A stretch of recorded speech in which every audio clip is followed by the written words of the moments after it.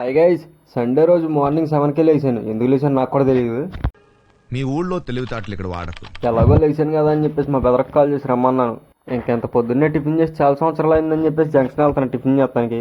మా బెదరకు కూడా జంక్షన్ ఏదో పని ఉందంట. మామూలుగా సండే అని ఎంతమంది ఉన్నారా, లేకపోతే డైలీ ఎంతమంది ఉంటారా అంటే మనం ఎప్పుడు ఈ టైంకి రాలేదుగా, మనకు తెలియదులే. మీకు తెలిస్తే కామెంట్ చేయండి. నేనైతే మా ఫ్రెండ్ వాళ్ళ హోటల్ దగ్గరికి వెళ్ళా. అప్పుడే మా ఫ్రెండ్ వేడివేడికి ఇడ్లీలు తీసాడు.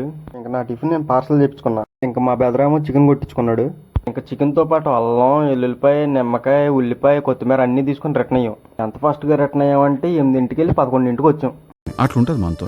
ఇంకా నన్ను దింపేసి వాళ్ళు రిటర్న్ అయిపోయారు. నేను ఇంకా మన టిఫిన్ తీసుకుని ఇంట్లోకి వెళ్ళిపోయి ప్లేట్తో ఆడుకున్నా. ఇవే తగ్గించుకుంటే మంచిది. తర్వాత తగ్గించుకుందాం కానీ ముందైతే టిఫిన్ చేద్దాం.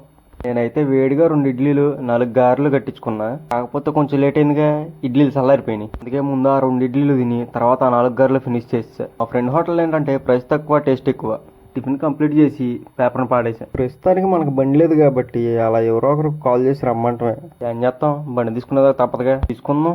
ఇంకా ఫైనల్గా పద్ధతిగా గ్యాస్ వెలిగించి మిగిలిపోయిన టీని వేడి చేసుకొని సిప్పు ఆస్వాదిత తాగడమే. వీడియో నచ్చితే లైక్ చేసి, షేర్ చేసి, కామెంట్ చేయండి. ఇంకా సబ్స్క్రైబ్ కూడా. Okay, bye.